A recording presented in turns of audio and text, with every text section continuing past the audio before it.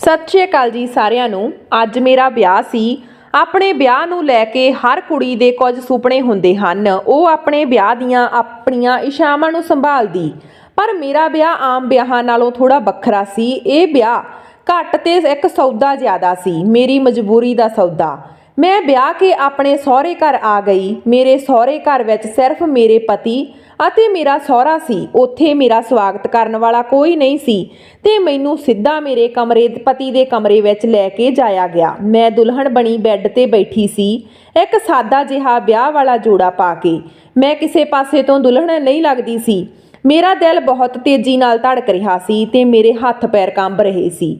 ਮੇਰੇ ਮੱਥੇ ਤੇ ਪਸੀਨੇ ਦੀਆਂ ਬੂੰਦਾਂ ਚਮਕ ਰਹੀਆਂ ਸੀ। ਮੈਂ ਆਪਣੇ ਪਤੀ ਬਾਰੇ ਬਹੁਤ ਸਾਰੀਆਂ ਗੱਲਾਂ ਸੁਣੀਆਂ ਸੀ ਜੋ ਮੇਰੇ ਦਿਮਾਗ ਵਿੱਚ ਘੁੰਮ ਰਹੀਆਂ ਸੀ।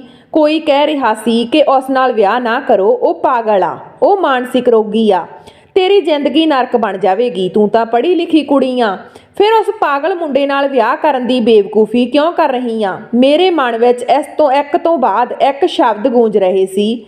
ਘਬਰਾਹਟ ਕਾਰਨ ਮੇਰਾ ਗਲਾ ਵੀ ਸੁੱਕ ਰਿਹਾ ਸੀ। ਮੈਂ ਆਪਣੀ ਘਬਰਾਹਟ ਨੂੰ ਕਾਬੂ ਕਰਨ ਦੀ ਕੋਸ਼ਿਸ਼ ਕਰ ਰਹੀ ਸੀ। ਜਦੋਂ ਮੇਰੇ ਪਤੀ ਅੰਦਰ ਆਏ ਤਾਂ ਮੈਂ ਥੋੜਾ ਘਬਰਾ ਕੇ ਬੈਠ ਗਈ। ਉਹ ਮੇਰੇ ਕੋਲ ਆ ਕੇ ਬੈਠ ਗਏ ਅਤੇ ਮੈਨੂੰ ਆਪਣਾ ਘੁੰਡ ਚੁੱਕਣ ਲਈ ਕਿਹਾ। ਮੈਨੂੰ ਇਹ ਗੱਲ ਬਹੁਤ ਅਜੀਬ ਲੱਗੀ, ਪਰ ਮੈਂ ਆਪਣੇ ਪਤੀ ਬਾਰੇ ਪਹਿਲਾਂ ਹੀ ਕਈ ਅਜੀਬ ਗੱਲਾਂ ਸੁਣੀਆਂ ਸਨ। ਇਸ ਲਈ ਮੈਂ ਹੈਰਾਨ ਹੋਣਾ ਬੰਦ ਕਰ ਦਿੱਤਾ ਤੇ ਉਸ ਦੀ ਗੱਲ ਮੰਨ ਲਈ ਤੇ ਆਪਣਾ ਘੁੰਡ ਆਪ ਹੀ ਚੁੱਕ ਲਿਆ। ਘੁੰਡ ਚੁੱਕ ਕੇ ਜਿਵੇਂ ਹੀ ਮੈਂ ਆਪਣੇ ਪਤੀ ਵੱਲ ਦੇਖਿਆ ਤਾਂ ਮੈਂ ਹੈਰਾਨ ਰਹਿ ਗਈ, ਕਿਉਂਕਿ ਮੇਰਾ ਨਾਮ ਅਮਨ ਹੈ। ਮੈਂ ਇੱਕ ਗਰੀਬ ਪਰਿਵਾਰ ਨਾਲ ਸੰਬੰਧ ਰੱਖਦੀ ਹਾਂ। ਮੇਰੇ ਤੋਂ ਇਲਾਵਾ ਘਰ ਵਿੱਚ ਮੇਰੇ ਮਾਤਾ ਪਿਤਾ ਤੇ ਇੱਕ ਛੋਟਾ ਭਰਾ ਸੀ। ਮੇਰਾ ਭਰਾ ਅਜੇ ਬਹੁਤ ਛੋਟਾ ਸੀ ਤੇ ਸਰਕਾਰੀ ਸਕੂਲ ਵਿੱਚ ਪੜ੍ਹਦਾ ਸੀ, ਜਦ ਕਿ ਮੈਂ ਇੰਟਰ ਪਾਸ ਕਰਕੇ ਕਾਲਜ ਵਿੱਚ ਦਾਖਲਾ ਲੈ ਲਿਆ ਸੀ। ਮੈਂ ਸਕਾਲਰਸ਼ਿਪ ਤੇ ਪੜ੍ਹ ਰਹੀ ਸੀ। ਇੱਥੇ ਮੇਰੇ ਵਰਗੀਆਂ ਬਹੁਤ ਘੱਟ ਕੁੜੀਆਂ ਸਨ ਜੋ ਗਰੀਬ ਪਰਿਵਾਰਾਂ ਦੀਆਂ ਹਨ। ਇੱਥੇ ਚੰਗੇ ਅਤੇ ਅਮੀਰ ਘਰਾਣੇ ਦੀਆਂ ਕੁੜੀਆਂ ਸਨ। ਇਸ ਲਈ ਮੈਂ ਸ਼ੁਰੂ ਤੋਂ ਹੀ ਇੱਥੇ ਕਿਸੇ ਨਾਲ ਜ਼ਿਆਦਾ ਗੱਲਬਾਤ ਨਹੀਂ ਕਰਦੀ ਸੀ। ਮੇਰੇ ਕਾਲਜ ਵਿੱਚ ਮੇਰੀ ਕਿਸੇ ਨਾਲ ਦੋਸਤੀ ਨਹੀਂ ਸੀ, ਪਰ ਸਰ ਨੇ ਇੱਕ ਪ੍ਰੋਜੈਕਟ ਲਈ ਕਾਲਜ ਦਾ ਇੱਕ ਗਰੁੱਪ ਬਣਾਇਆ ਸੀ। ਕਈ ਵਾਰੀ ਮੈਂ ਆਪਣੀ ਪੜ੍ਹਾਈ ਬਾਰੇ ਕਾਲਜ ਦੇ ਇਸ ਗਰੁੱਪ ਨਾਲ ਚਰਚਾ ਕਰ ਲੈਂਦੀ ਸੀ, ਕਿਉਂਕਿ ਉਨੀ ਦਿਨੀ ਸਾਡੇ ਵਿਭਾਗ ਵਿੱਚ ਦੀਪ ਨਾਮ ਦਾ ਇੱਕ ਮੁੰਡਾ ਆਇਆ ਅਤੇ ਜਿਵੇਂ ਹੀ ਉਹ ਆਇਆ ਤਾਂ ਸਾਰੇ ਵਿਭਾਗ ਵਿੱਚ ਉਸ ਦੀ ਖਬਰ ਫੈਲ ਗਈ। ਉਹ ਬਹੁਤ ਸੋਹਣਾ ਸੀ ਤੇ ਹਰ ਕੁੜੀ ਉਸ ਨਾਲ ਗੱਲ ਕਰਨਾ ਚਾਹੁੰਦੀ ਸੀ। ਕੁੜੀਆਂ ਮੱਖੀਆਂ ਵਾਂਗ ਉਸ ਦੇ ਆਲੇ ਦੁਆਲੇ ਘੁੰਮਦੀਆਂ ਰਹਿੰਦੀਆਂ ਸਨ। ਦੀਪ ਨੇ ਕਿਸੇ ਵੱਲ ਧਿਆਨ ਨਾ ਦਿੱਤਾ। ਉਹ ਬਹੁਤ ਸੁੰਦਰ ਸੀ। ਹਰ ਕੁੜੀ ਲਈ ਦੀਵਾਲੀ ਸੀ।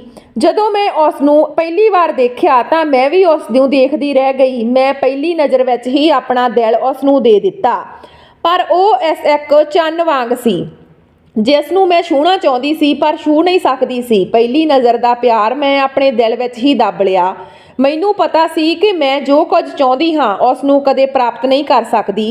ਇਸ ਲਈ ਇਸ ਮਾਮਲੇ ਨੂੰ ਅੱਗੇ ਲਿਜਾਣ ਦਾ ਕੋਈ ਫਾਇਦਾ ਹੀ ਨਹੀਂ। ਇਹ ਸਭ ਮੇਰੇ ਨਾਲ ਪਹਿਲੀ ਵਾਰ ਹੋਇਆ। ਪਹਿਲਾਂ ਕਦੇ ਕਿਸੇ ਮੁੰਡੇ ਨੂੰ ਦੇਖ ਕੇ ਮੇਰਾ ਦਿਲ ਇਸ ਤਰ੍ਹਾਂ ਨਹੀਂ ਧੜਕਦਾ ਸੀ, ਪਰ ਜਦੋਂ ਮੈਂ ਦੀਪ ਨੂੰ ਦੇਖਦੀ ਤਾਂ ਮੇਰਾ ਦਿਲ ਬਹੁਤ ਜ਼ੋਰ ਨਾਲ ਧੜਕਦਾ। ਮੇਰੀਆਂ ਨਜ਼ਰਾਂ ਆਪਣੇ ਆਪ ਦੀਪ ਵੱਲ ਜਾਂਦੀਆਂ ਤੇ ਮੈਂ ਝੱਟ ਅੱਖਾਂ ਨੀਵੀਆਂ ਕਰ ਲੈਂਦੀ। ਮੈਂ ਨਹੀਂ ਚਾਹੁੰਦੀ ਸੀ ਕਿ ਦੀਪ ਨੂੰ ਸ਼ੱਕ ਹੋਵੇ ਕਿ ਮੈਂ ਉਸ ਨੂੰ ਕਿਵੇਂ ਦੇਖਦੀ ਹਾਂ। ਮੈਂ ਆਪਣੀਆਂ ਭਾਵਨਾਵਾਂ ਨੂੰ ਆਪਣੇ ਦਿਲ ਵਿੱਚ ਰੱਖਿਆ ਸੀ, ਉਹਨਾਂ ਨੂੰ ਕਦੇ ਵੀ ਕਿਸੇ ਅੱਗੇ ਜ਼ਾਹਿਰ ਨਹੀਂ ਹੋਣ ਦਿੱਤਾ ਸੀ। ਜਦੋਂ ਕਲਾਸ ਵਿੱਚ ਨਵੇਂ ਗਰੁੱਪ ਬਣੇ ਤਾਂ ਦੀਪ ਮੇਰੇ ਗਰੁੱਪ ਵਿੱਚ ਸ਼ਾਮਲ ਹੋ ਗਿਆ।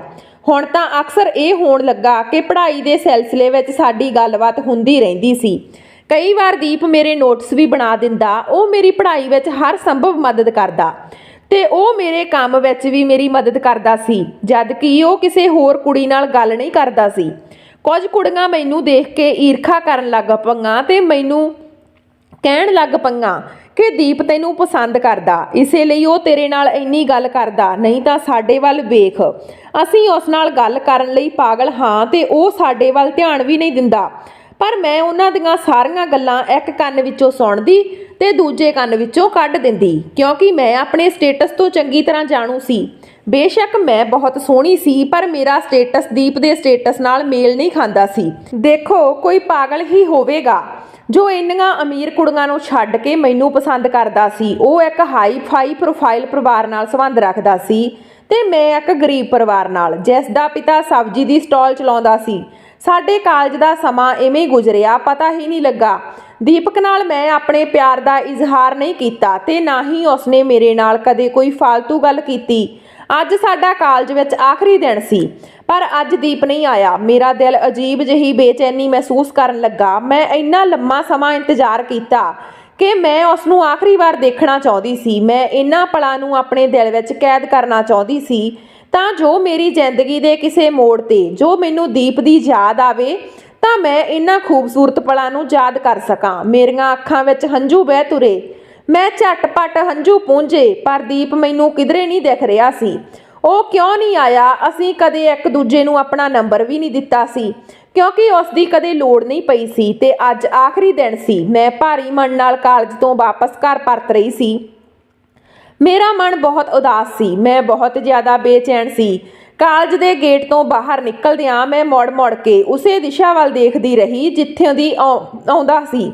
ਮੇਰਾ ਜੀ ਕਰਦਾ ਸੀ ਕਿ ਚੀਖ ਕੇ ਦੀਪ ਦਾ ਨਾਂ ਲੈ ਕੇ ਉਸ ਨੂੰ ਬੁਲਾ ਕੇ ਪੁੱਛਾਂ, ਕਿੱਥੇ ਆ ਤੂੰ? ਘੱਟੋ ਘੱਟ ਇੱਕ ਵਾਰ ਤਾਂ ਆ ਜਾ, ਮੈਂ ਤੈਨੂੰ ਆਖਰੀ ਵਾਰ ਦੇਖਣਾ ਚਾਹੁੰਦੀ ਹਾਂ। ਪਰ ਦੀਪ ਨੇ ਨਹੀਂ ਆਉਣਾ ਸੀ ਤੇ ਉਹ ਨਹੀਂ ਆਇਆ। ਮੈਂ ਦੁਖੀ ਮਨ ਨਾਲ ਘਰ ਆ ਗਈ। ਮੇਰਾ ਦਿਨ ਬੜਾ ਮਾੜਾ ਗੁਜ਼ਰਿਆ।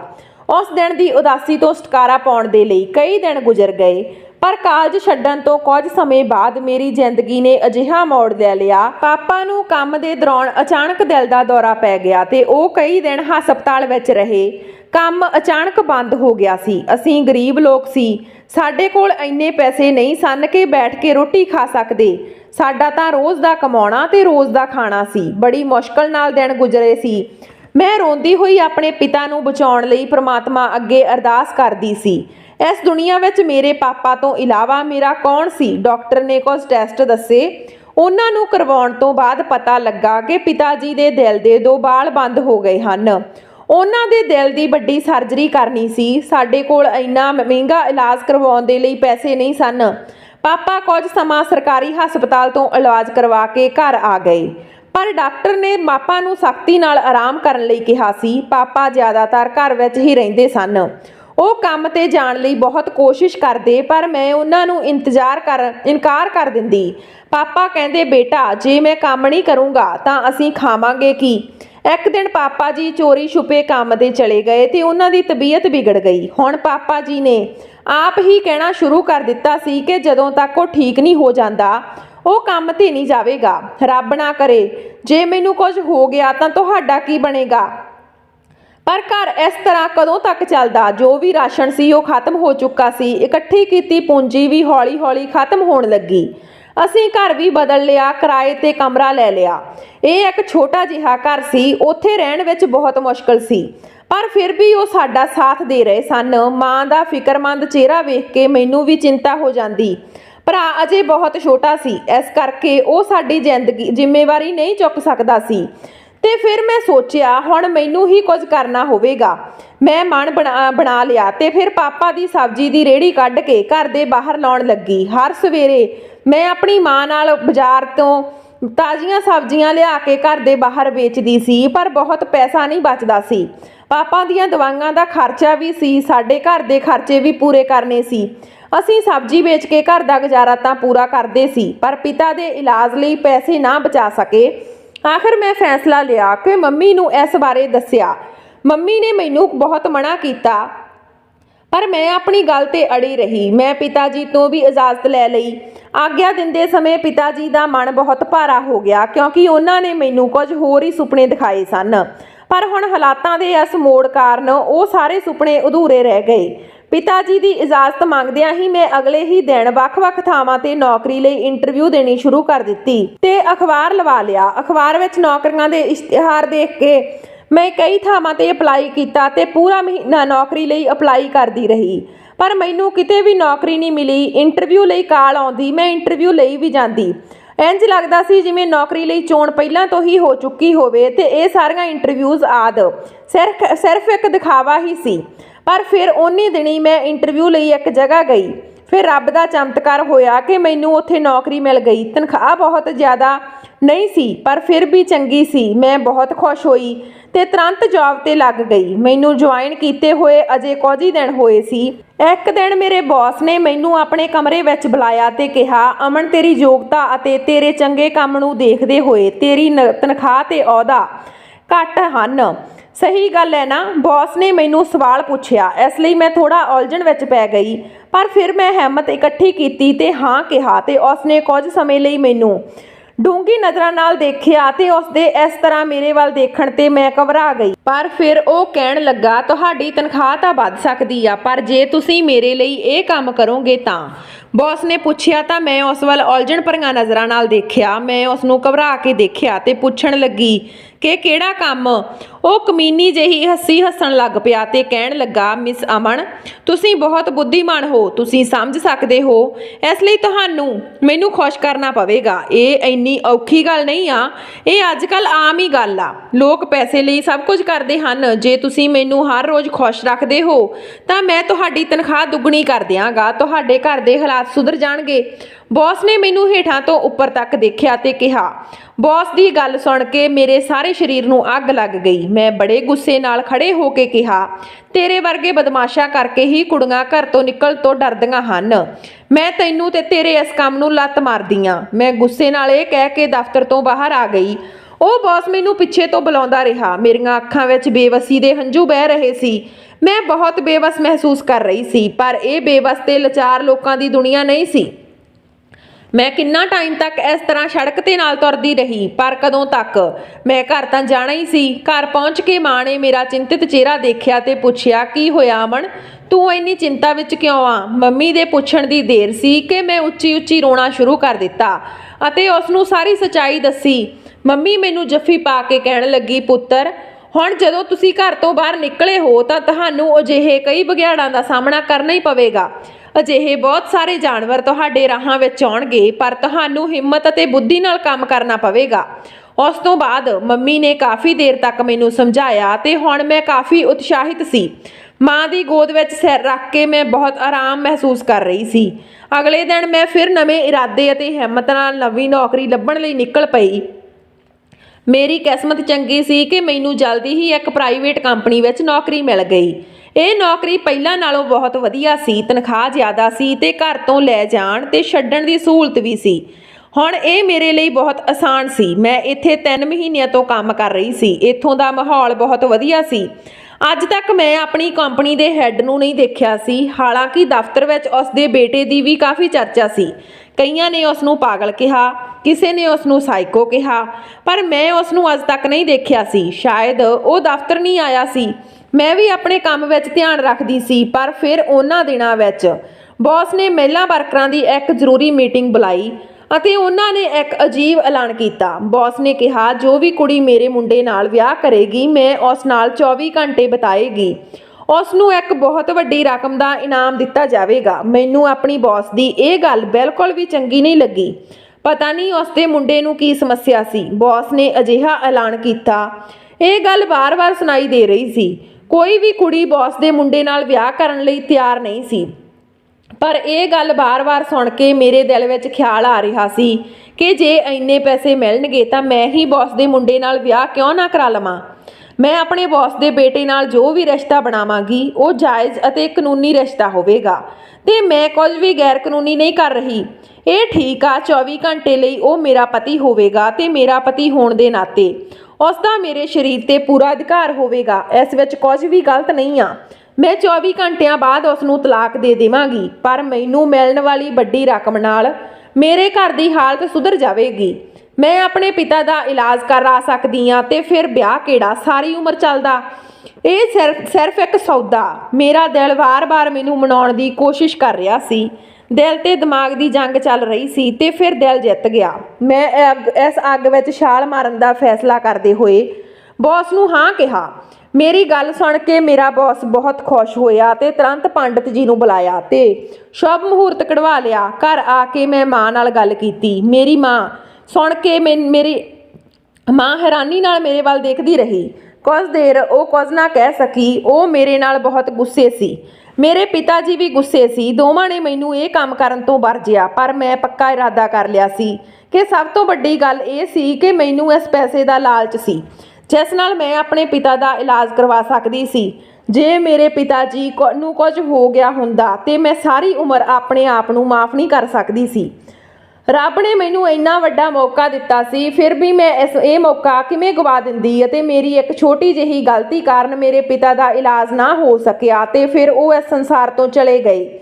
ਇਹ ਸੋਚ ਕੇ ਮੈਂ ਆਪਣਾ ਇਰਾਦਾ ਪੱਕਾ ਕਰ ਲਿਆ। ਮੈਂ ਮੰਮੀ ਡੈਡੀ ਨੂੰ ਸਮਝਾਉਣ ਦੀ ਬਹੁਤ ਕੋਸ਼ਿਸ਼ ਕੀਤੀ, ਪਰ ਉਹ ਕਿਸੇ ਤਰ੍ਹਾਂ ਸਮਝ ਨਹੀਂ ਰਹੇ ਸੀ। ਇਸ ਦੀ ਬਜਾਏ ਉਹ ਮੈਨੂੰ ਸਮਝਾਉਣ ਲਈ ਬੈਠ ਗਏ, ਪਰ ਹੁਣ ਮੈਂ ਸਮਝਣ ਅਤੇ ਸਮਝਾਉਣ ਦੀ ਹੱਦ ਲੰਘ ਚੁੱਕੀ ਸੀ। ਇਸ ਲਈ ਮੈਂ ਉਹਨਾਂ ਦੀ ਗੱਲ ਨਹੀਂ ਸੁਣੀ ਤੇ ਫਿਰ ਮੇਰੇ ਵਿਆਹ ਦਾ ਦਿਨ ਆ ਗਿਆ। ਅਸੀਂ ਇੱਕ ਛੋਟੇ ਜਿਹੇ ਸਮਾਗਮ ਵਿੱਚ ਵਿਆਹ ਕਰਵਾ ਲਿਆ। ਮੈਂ ਅਜੇ ਆਪਣੇ ਪਤੀ ਨੂੰ ਨਹੀਂ ਦੇਖਿਆ ਸੀ, ਪਰ ਮੈਂ ਉਸ ਦਾ ਨਾਂ ਸੁਣ ਕੇ ਜ਼ਰੂਰ ਹੈਰਾਨ ਹੋ ਗਈ।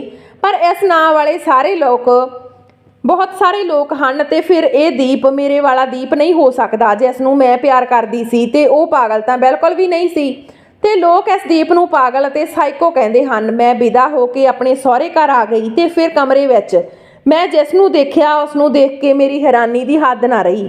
ਮੇਰੇ ਸਾਹਮਣੇ ਜੋ ਬੈਠਾ ਸੀ ਉਹ ਮੇਰਾ ਆਪਣਾ ਦੀਪ ਸੀ ਜਿਸ ਨੂੰ ਮੈਂ ਦਿਲੋਂ ਪਿਆਰ ਕਰਦੀ ਸੀ। ਮੇਰੀਆਂ ਅੱਖਾਂ ਵਿੱਚ ਹੰਝੂ ਵਹਿ ਰਹੇ ਸੀ। ਇਹ ਖੁਸ਼ੀ ਦੇ ਹੰਝੂ ਸਨ, ਇਹ ਮੇਰੀ ਬੇਵਸੀ ਦੇ ਹੰਝੂ ਸਨ। ਮੈਂ ਕੁਝ ਕਹਿ ਨਹੀਂ ਸਕੀ। ਦੀਪ ਵੀ ਮੇਰੇ ਵੱਲ ਵੇਖ ਰਿਹਾ ਸੀ। ਮੈਂ ਉਸ ਨੂੰ ਆਪਣੀ ਸਾਰੀ ਕਹਾਣੀ ਦੱਸ ਦਿੱਤੀ।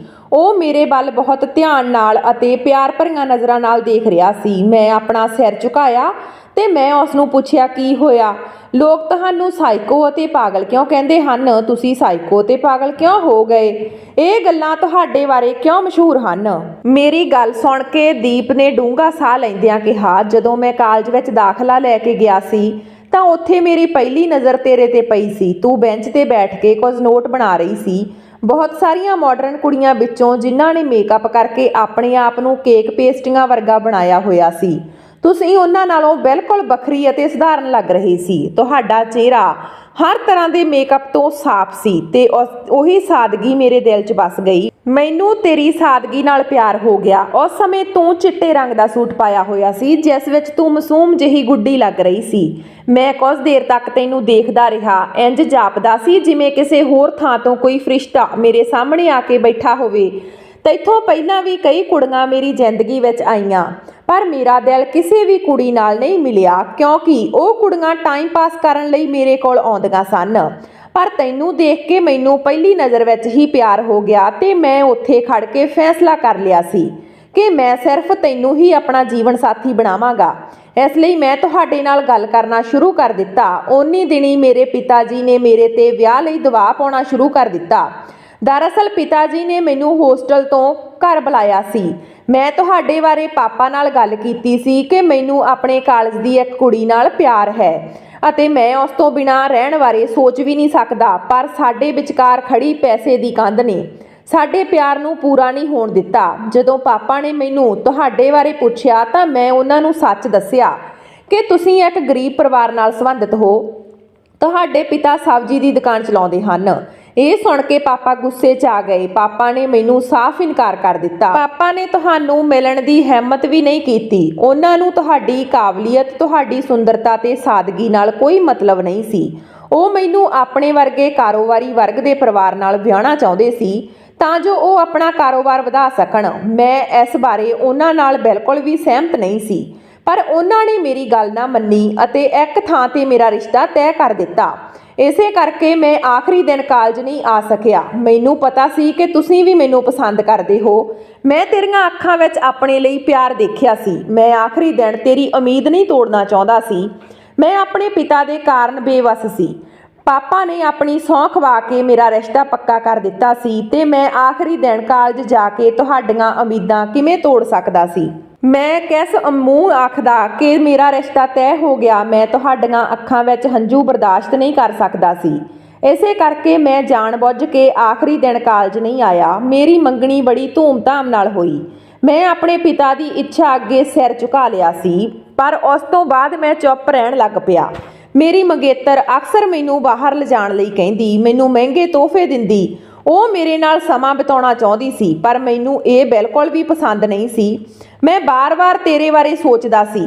ਫਿਰ ਇੱਕ ਦਿਨ ਮੈਂ ਕਾਲਜ ਵਿਭਾਗ ਤੋਂ ਤੁਹਾਡੇ ਘਰ ਦਾ ਪਤਾ ਲੈ ਲਿਆ ਤੇ ਫਿਰ ਤੁਹਾਡੇ ਘਰ ਵੀ ਗਿਆ, ਪਰ ਉੱਥੇ ਮੈਨੂੰ ਪਤਾ ਲੱਗਾ ਕਿ ਤੁਸੀਂ ਲੋਕ ਘਰ ਛੱਡ ਗਏ ਹੋ। ਮੈਂ ਬਹੁਤ ਨਿਰਾਸ਼ ਸੀ।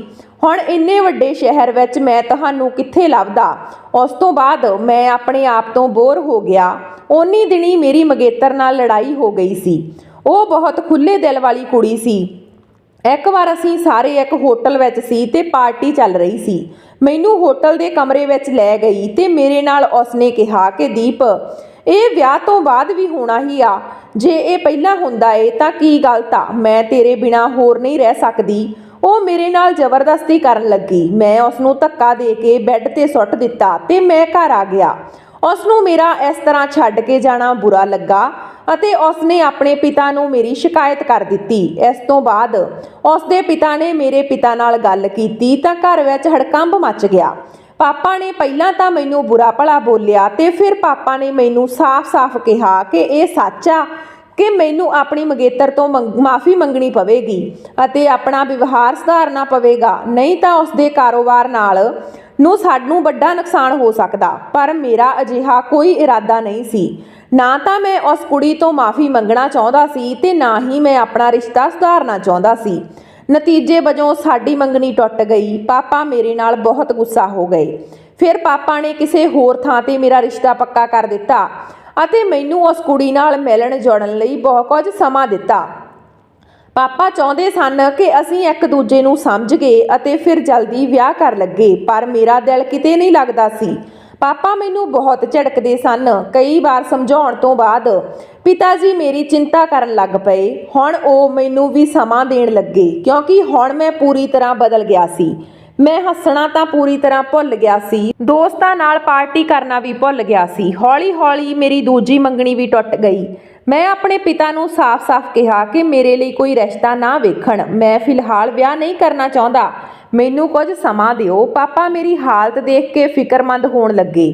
ਮੈਂ ਹੌਲੀ-ਹੌਲੀ ਕਮਜ਼ੋਰ ਹੁੰਦਾ ਜਾ ਰਿਹਾ ਸੀ। ਪਾਪਾ ਆਪਣੇ ਇਕਲੌਤੇ ਪੁੱਤਰ ਨੂੰ ਇਸ ਤਰ੍ਹਾਂ ਦੁਨੀਆ ਤੋਂ ਅਲੱਗ ਅਤੇ ਬੇਵਸ ਹੁੰਦੇ ਨਹੀਂ ਦੇਖ ਸਕਦੇ ਸੀ। ਉਸ ਨੂੰ ਮੇਰੀ ਸਿਹਤ ਦੀ ਚਿੰਤਾ ਹੋਣ ਲੱਗੀ ਕਿਉਂਕਿ ਮੈਂ ਉਹਨਾਂ ਦਾ ਇਕਲੌਤਾ ਪੁੱਤਰ ਸੀ ਤੇ ਉਹ ਆਪਣੇ ਇਕਲੌਤੇ ਪੁੱਤਰ ਨੂੰ ਗਵਾਉਣਾ ਨਹੀਂ ਚਾਹੁੰਦੇ ਸੀ। ਹੁਣ ਮੈਂ ਰਾਤ ਨੂੰ ਚੀਕਾਂ ਮਾਰਦੇ ਜਾਗਦਾ ਸੀ। ਲੋਕ ਮੈਨੂੰ ਪਾਗਲ ਤੇ ਸਾਈਕੋ ਕਹਿਣ ਲੱਗੇ। ਪਾਪਾ ਮੇਰੀ ਹਾਲਤ ਦੇਖ ਕੇ ਬਹੁਤ ਚਿੰਤਤ ਸਨ। ਮੈਨੂੰ ਹੌਸਲਾ ਦੇਣ ਲਈ ਉਹ ਅਕਸਰ ਮੇਰੇ ਦੋਸਤਾਂ ਨੂੰ ਮੇਰੇ ਘਰ ਬੁਲਾਉਂਦੇ ਤਾਂ ਜੋ ਮੈਂ ਖੁਸ਼ ਹੋ ਸਕਾਂ, ਪਰ ਮੈਨੂੰ ਕੁਝ ਸਮੇਂ ਲਈ ਰਾਹਤ ਮਿਲਦੀ ਸੀ ਤੇ ਫਿਰ ਮੇਰੀ ਹਾਲਤ ਉਹੀ ਹੋ ਜਾਂਦੀ ਸੀ। ਕੁਝ ਸਮੇਂ ਬਾਅਦ ਪਿਤਾ ਜੀ ਨੇ ਹਾਰ ਮੰਨ ਲਈ ਤੇ ਮੈਨੂੰ ਉਸ ਕੁੜੀ ਨੂੰ ਲੱਭਣ ਲਈ ਕਿਹਾ।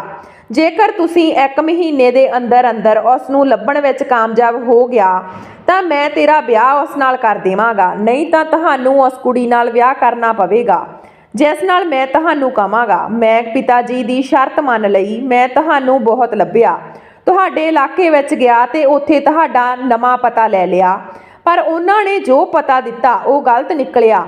ਤੇਰੇ ਪਾਪਾ ਬਾਰੇ ਤਾਂ ਮੈਨੂੰ ਕੁਝ ਪਤਾ ਹੀ ਨਹੀਂ ਸੀ। ਫਿਰ ਮਹੀਨਾ ਕਿਵੇਂ ਲੰਘ ਗਿਆ ਮੈਨੂੰ ਕੁਝ ਪਤਾ ਹੀ ਨਾ ਲੱਗਾ। ਮੇਰੇ ਕੋਲ ਤਾਂ ਨਾ ਤੇਰੀ ਕੋਈ ਤਸਵੀਰ ਸੀ ਤੇ ਨਾ ਹੀ ਕਿਸੇ ਨਾਲ ਤੇਰੀ ਦੋਸਤੀ ਸੀ ਜਿਸ ਤੋਂ ਮੈਂ ਤੇਰੇ ਬਾਰੇ ਪੁੱਛ ਸਕਦਾ। ਮਹੀਨਾ ਖਤਮ ਹੁੰਦੇ ਹੀ ਪਾਪਾ ਨੇ ਮੈਨੂੰ ਤੇਰੇ ਬਾਰੇ ਪੁੱਛਿਆ ਤਾਂ ਮੈਂ ਹਾਰੇ ਹੋਏ ਲਹਿਜੇ ਵਿੱਚ ਪਾਪਾ ਨੂੰ ਕਿਹਾ ਕਿ ਮੈਂ ਕਿਸੇ ਵੀ ਕੁੜੀ ਨਾਲ ਵਿਆਹ ਕਰਨ ਲਈ ਤਿਆਰ ਹਾਂ। ਪਾਪਾ ਬਹੁਤ ਖੁਸ਼ ਸਨ ਅਤੇ ਫਿਰ ਅਗਲੇ ਹੀ ਦਿਨ ਉਹਨਾਂ ਨੇ ਕਿਹਾ ਕਿ ਮੇਰੀ ਨਜ਼ਰ ਵਿੱਚ ਇੱਕ ਕੁੜੀ ਆ ਜਿਸ ਨਾਲ ਤੇਰਾ ਵਿਆਹ ਤੈਅ ਹੋ ਗਿਆ। ਮੈਂ ਪਿਤਾ ਜੀ ਨੂੰ ਕੁਝ ਨਹੀਂ ਪੁੱਛਿਆ, ਕੁੜੀ ਕੌਣ ਆ, ਕਿਵੇਂ ਦੀ ਆ। ਹੁਣ ਮੇਰੇ ਅੰਦਰ ਜ਼ਿੰਦਗੀ ਜਿਉਣ ਦਾ ਕੋਈ ਉਤਸ਼ਾਹ ਨਹੀਂ ਸੀ ਬਚਿਆ। ਜਦੋਂ ਵਿਆਹ ਹੋਇਆ ਤਾਂ ਪਿਤਾ ਜੀ ਨੇ ਤੇਰਾ ਨਾਮ ਲਿਆ ਤੇ ਕਿਹਾ, ਅਮਨ ਮੇਰੇ ਦਫ਼ਤਰ ਵਿੱਚ ਕੰਮ ਕਰਦੀ ਆ, ਉਹ ਬਹੁਤ ਚੰਗੀ ਕੁੜੀ ਆ, ਤੈਨੂੰ ਜ਼ਰੂਰ ਪਸੰਦ ਆਵੇਗੀ। ਮੇਰੀ ਪਸੰਦ ਤੇ ਭਰੋਸਾ ਕਰ। ਮੈਂ ਤੁਹਾਡਾ ਨਾਮ ਸੁਣ ਕੇ ਹੈਰਾਨ ਰਹਿ ਗਿਆ ਸੀ, ਪਰ ਮੈਂ ਸੋਚਿਆ ਕਿ ਅਮਨ ਨਾਂ ਦੀ ਇੱਕ ਹੀ ਕੁੜੀ ਤਾਂ ਨਹੀਂ ਹੋ ਸਕਦੀ। ਪਰ ਅੱਜ ਮੈਂ ਤੁਹਾਨੂੰ ਆਪਣੇ ਕਮਰੇ ਵਿੱਚ ਦੇਖ ਕੇ ਹੈਰਾਨ ਹਾਂ। ਸ਼ਾਇਦ ਕੁਦਰਤ ਨੇ ਹੀ ਸਾਡਾ ਮਿਲਾਪ ਲਿਖਿਆ ਸੀ, ਇਸ ਲਈ ਸਾਡੀ ਕਿਸਮਤ ਜੁੜ ਗਈ ਅਤੇ ਅਸੀਂ ਇੱਕ ਦੂਜੇ ਨੂੰ ਮਿਲ ਗਏ ਤੇ ਦੇਖੋ ਅੱਜ ਅਸੀਂ ਇੱਕ ਹਾਂ। ਇਹ ਕਹਿ ਕੇ ਦੀਪ ਨੇ ਆਪਣਾ ਹੱਥ ਮੇਰੇ ਵੱਲ ਵਧਾ ਦਿੱਤਾ ਤੇ ਮੈਂ ਵੀ ਉਸਦੇ ਹੱਥ ਤੇ ਹੱਥ ਰੱਖ ਦਿੱਤਾ। ਦੀਪ ਨੇ ਮੇਰਾ ਹੱਥ ਚੁੰਮਿਆ ਤੇ ਮੇਰੇ ਹੱਥ ਵਿੱਚ ਹੀਰੇ ਦੀ ਮੁੰਦਰੀ ਪਾ ਦਿੱਤੀ। ਮੈਂ ਬਹੁਤ ਖੁਸ਼ ਸੀ ਕਿ ਅੱਜ ਮੈਨੂੰ ਉਹ ਮਿਲਿਆ ਜਿਸ ਨੂੰ ਮੈਂ ਚਾਹੁੰਦੀ ਸੀ। ਦੀਪ ਨੇ ਅੱਖਾਂ ਵਿੱਚ ਸ਼ਰਾਰਤ ਲਾਉਂਦਿਆਂ ਕਿਹਾ, ਅਮਨ ਮੇਰੇ ਤੋਂ ਦੂਰ ਨਾ ਰਹਿ, ਮੈਂ ਤੈਨੂੰ ਤਰਸ ਰਿਹਾ। ਮੇਰੀਆਂ ਬਾਹਾਂ ਵਿੱਚ ਆ। ਮੈਂ ਵੀ ਬਿਨਾਂ ਕਿਸੇ ਦੇਰੀ ਦੇ ਦੀਪ ਦੀਆਂ ਬਾਹਾਂ ਵਿੱਚ ਆ ਗਈ। ਮੈਂ ਸਾਰੀ ਰਾਤ ਦੀਪ ਦੇ ਪਿਆਰ ਵਿੱਚ ਡੁੱਬੀ ਰਹੀ। ਅੱਜ ਮੈਂ ਬਹੁਤ ਖੁਸ਼ ਸੀ। ਪ੍ਰਮਾਤਮਾ ਨੇ ਮੈਨੂੰ ਸਭ ਕੁਝ ਦੇ ਦਿੱਤਾ ਸੀ। ਅਗਲੀ ਸਵੇਰ ਦੀਪ ਅਤੇ ਮੈਂ ਬਹੁਤ ਖੁਸ਼ ਹੋ ਕੇ ਕਮਰੇ ਤੋਂ ਬਾਹਰ ਆਏ ਅਤੇ ਜਾ ਕੇ ਪਾਪਾ ਨੂੰ ਮਿਲੇ। ਪਾਪਾ ਸਾਨੂੰ ਦੋਹਾਂ ਨੂੰ ਇਕੱਠੇ ਦੇਖ ਕੇ ਖੁਸ਼ ਅਤੇ ਹੈਰਾਨ ਹੋਏ। ਫਿਰ ਅਸੀਂ ਦੋਹਾਂ ਨੇ ਇੱਕ ਦੂਜੇ ਨੂੰ ਜੱਫੀ ਪਾ ਲਈ। ਉਹਨਾਂ ਦੀਆਂ ਅੱਖਾਂ ਨਮ ਹੋ ਗਈਆਂ। ਸ਼ਾਇਦ ਉਹ ਵੀ ਦੀਪ ਦੀ ਹਾਲਤ ਦੇਖ ਕੇ ਬਹੁਤ ਚਿੰਤਤ ਸਨ। ਦੀਪ ਨੂੰ ਖੁਸ਼ ਦੇਖ ਕੇ ਉਹਨਾਂ ਨੂੰ ਚੰਗਾ ਲੱਗਾ। ਅਸੀਂ ਇਕੱਠੇ ਨਾਸ਼ਤਾ ਕੀਤਾ। ਮੈਂ ਚੰਗਾ ਮਹਿਸੂਸ ਕਰ ਰਹੀ ਸੀ। ਮੇਰਾ ਸਹੁਰਾ ਹੈਰਾਨੀ ਨਾਲ ਦੀਪ ਨੂੰ ਦੇਖ ਰਿਹਾ ਸੀ, ਪਰ ਉਹ ਸਮਝ ਨਹੀਂ ਪਾ ਰਿਹਾ ਸੀ ਕਿ ਦੀਪ ਨੂੰ ਕਿਸੇ ਹੋਰ ਕੁੜੀ ਨਾਲ ਪਿਆਰ ਹੋ ਗਿਆ ਸੀ ਅਤੇ ਉਹ ਵੀ ਇੱਕ ਰਾਤ ਵਿੱਚ।